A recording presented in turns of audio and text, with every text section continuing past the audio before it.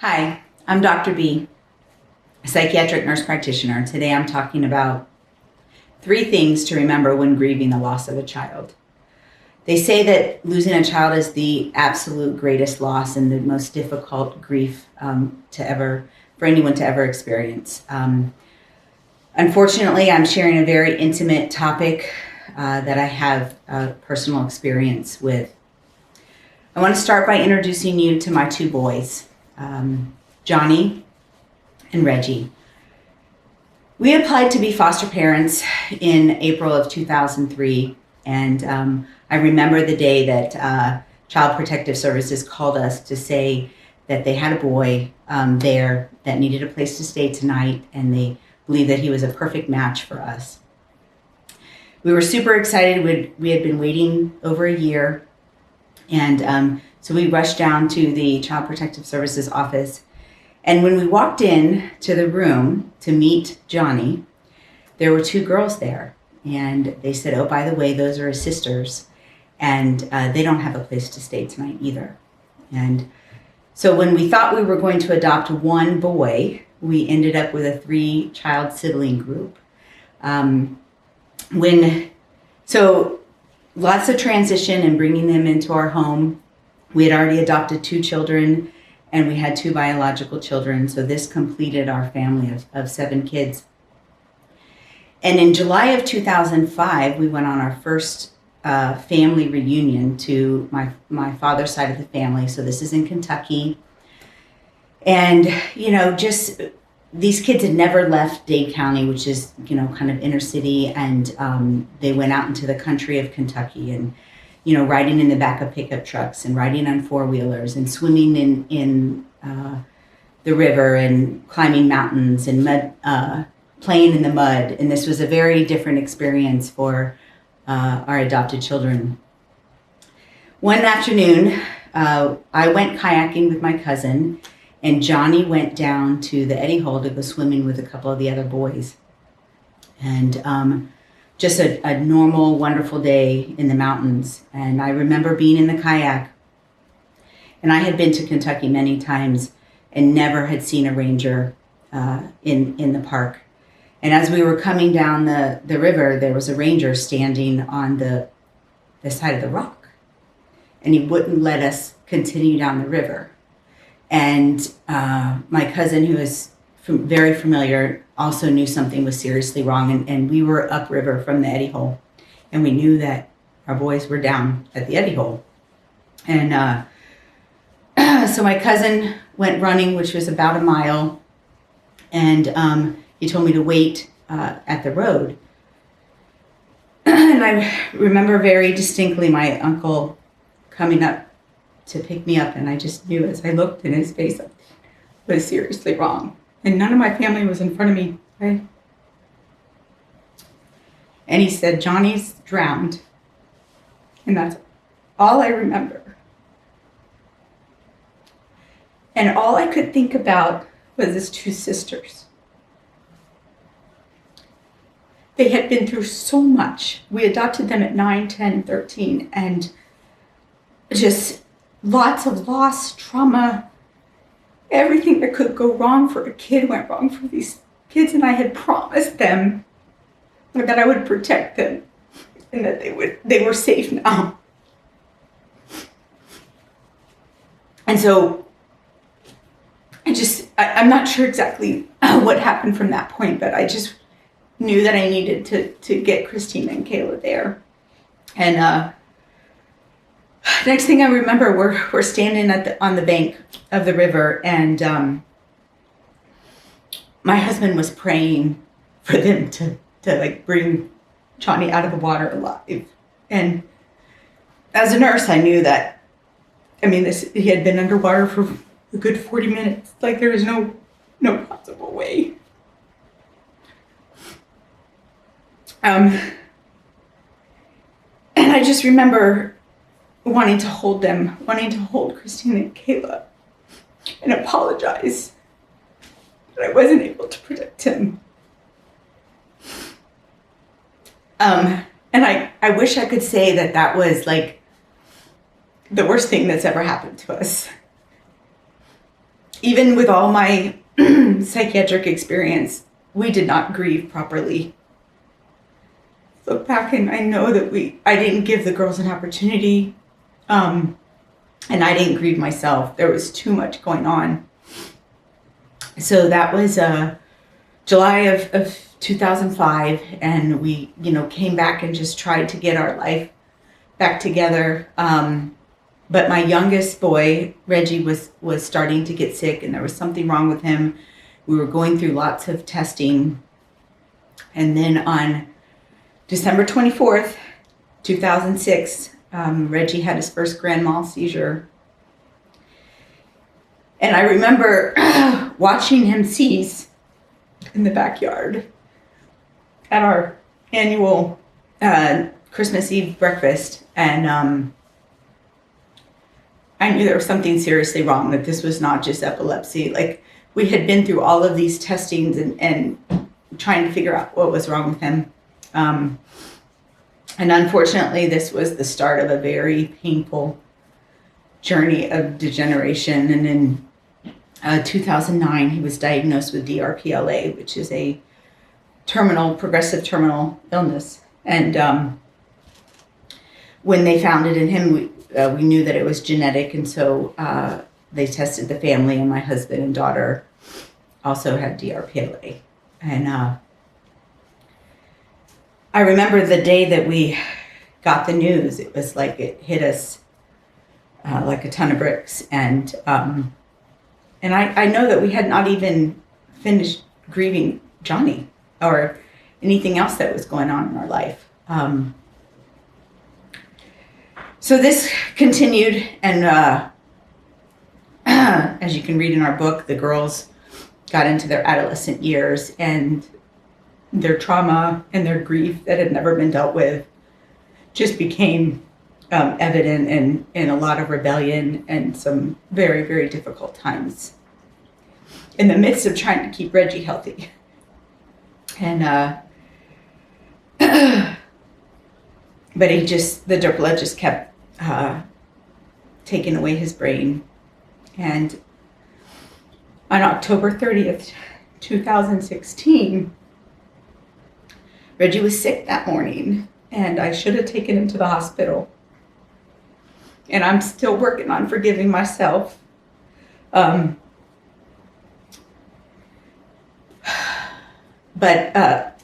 we got through the whole day, and so I just let the EMS workers take care of him, and I thought they were going to take care of him. A few minutes later, I walked back into his room, and they were doing chest compressions. And I knew he was dead.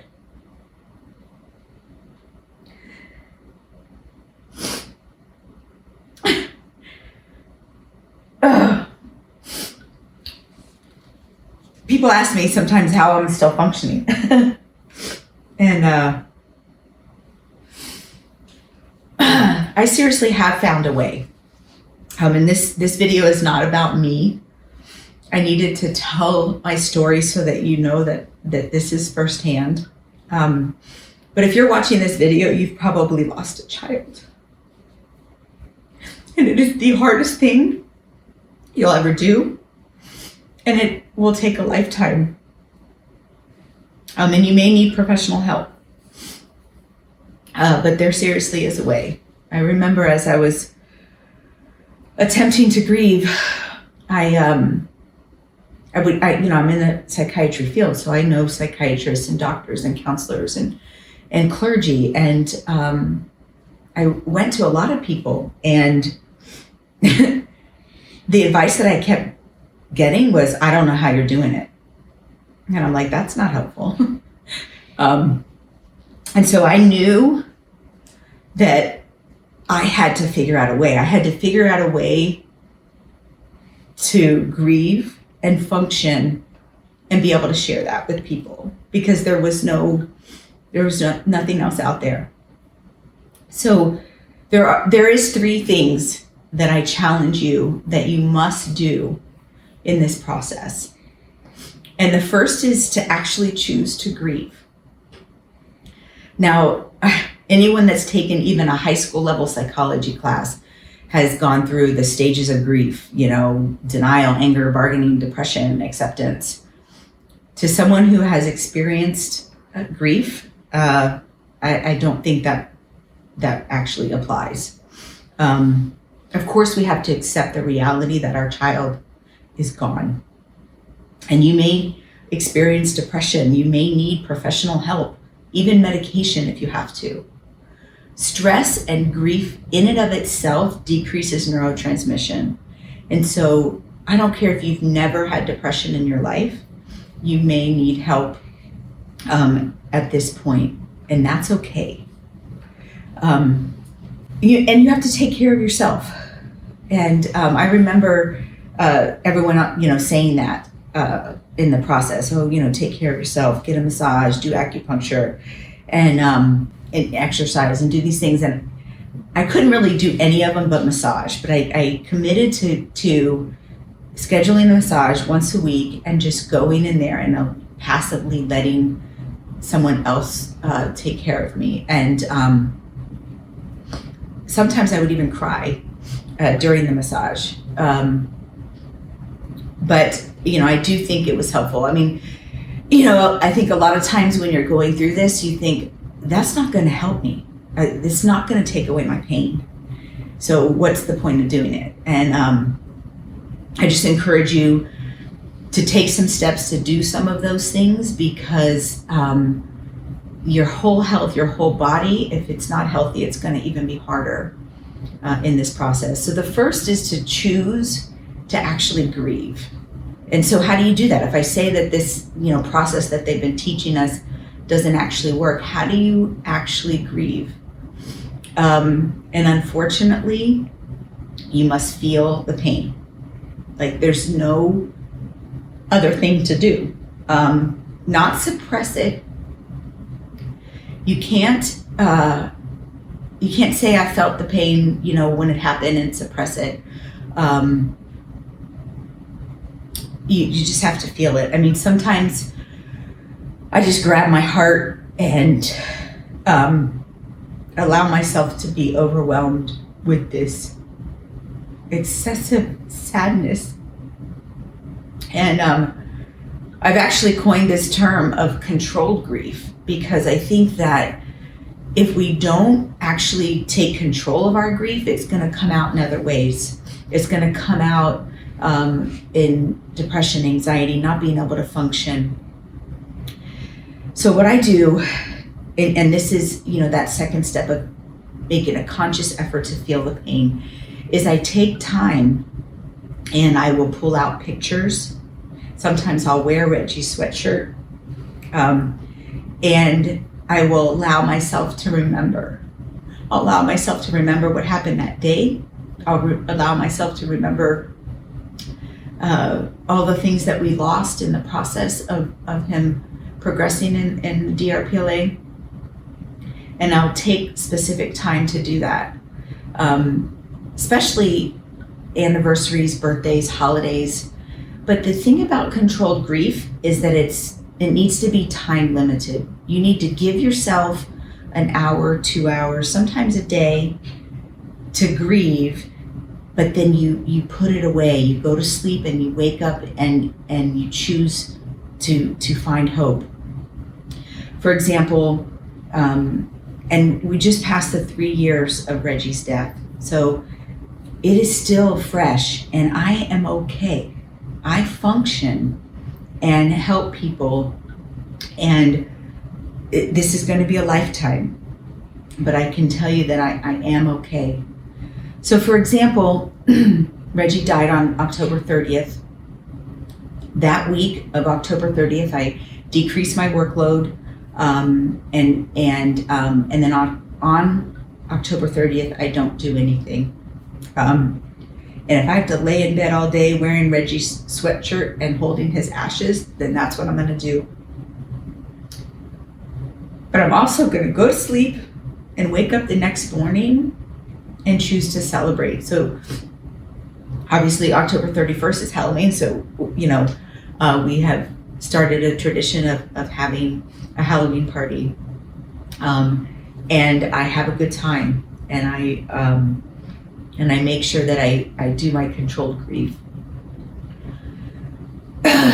If you have recently lost a child, you're still in that shock phase. Just be present in the pain. There's nothing else you can do right now but get up, take a shower, and try to take care of your family. Come back to this whole process in 3 to 6 months so that you can learn how to do this for a lifetime. But right now, you can do nothing but feel the pain. And unfortunately, one of our good friends lost their son in a motor vehicle accident. Just about, I think it's been 5 weeks. And, we've talked to them a couple times on the phone, and the last time they called, and I just keep telling him, there's nothing you can do right now but feel the pain. And I remember I was talking to him, and the dad, and he asked me, people keep asking me how I feel. And we both just laughed out loud. Like, there is no word in our language that can describe the pain that you experience from losing a child. So, again, finding the time for controlled grief and the intensity and frequency in which you have to do it will decrease over time. But there will be still those moments that you're triggered. For example, if I'm at work and I have a patient who is telling me that they lost a child or their child has a terminal illness, because I've done controlled grief, I'm able to get through that session with them and talk to them and share with them like I'm sharing with you. But honestly, after, I have to go into the bathroom and get myself together and not suppress it. Like, if I need 5 minutes, 20 minutes to cry, I won't do 20 minutes in the bathroom, but I take that time until I can seriously get myself together and not feel like I'm stuffing it. So in that process of grief, there is no such thing as acceptance. Like, there's no end to this grief. In 10 to 20 years, I'm still going to get overwhelmed when I think about Johnny or Reggie. But if I practice controlled grief, I can continue to function. And then the last thing, so one, we have to actually choose to grieve, and then we have to choose to feel the pain. And then the last thing, which is also very hard, is you have to choose to find yourself again. You're not the same person, unfortunately. So it's like you have to start all over. And this is why I've really felt like I'm supposed to tell everyone about choice mapping, because this is how I got through this. I developed it over 10 years, but just getting through this last 3.5 years. And I often have to map the, emotions like depression and anger. And when I try to figure out what those core connections are, and I'm honest with myself, there's a lot of spiritual conflict. God didn't answer my prayers. God says if you love him, he'll protect you and he will only do what's good for you. These are conflicting to what I feel. And so I have to wrestle with that. I oftentimes have to map anxiety because I have a fear of the future and a fear, what did I do wrong? So oftentimes when I'm mapping, obviously the grief will come up, but I'll be able to make connections in other areas, and that gives me insight and control. But when you choose to find yourself, you need to develop a personal vision for yourself. And so initially, that is just kind of focusing on your mental and spiritual health as you get through the initial phases of that initial time of grief. But eventually, the personal vision needs to be around things that are happy and moving forward. And what is life without that child? And that's not dishonoring the child. It's honoring you. And you must do it. You must focus and give some attention to the other relationships in your life. Your spouse, your other children. I know that I'm a part of a Facebook group that for mothers who've lost a child. And often people struggle with their relationship with their children that are okay. Because everyone has grieved so much and the pain is so much. It's so easy to isolate and not stay connected with extended family and friends. And I just challenge you not to do that. Initially, just kind of try to maintain those relationships. But after a year or two, get back in and develop those relationships. Relationships are important. And then unfortunately, you have to continue to repeat the process. You have to choose to grieve. You have to choose to feel the pain. And you have to choose to find yourself. I'm 3.5 years since Reggie's death, and 15 years since Johnny's death. And I still have to grieve. And I still have to choose to feel the pain. But because I choose to do that, I can develop a personal vision and I can look forward to things that will make me happy. And I have to do that less frequently, and it's less intense as I do it. But there are times when it's overwhelming. But just continue and commit to that lifetime process of choosing to grieve, choosing to feel the pain, and choosing to find your personal vision. So this was a super difficult video for me, obviously. If you got through the whole thing, I'm sure this is touching your heart very closely. And so in the description box, there's a link to our controlled grief choice opportunity worksheet that kind of helps you go through controlled grief.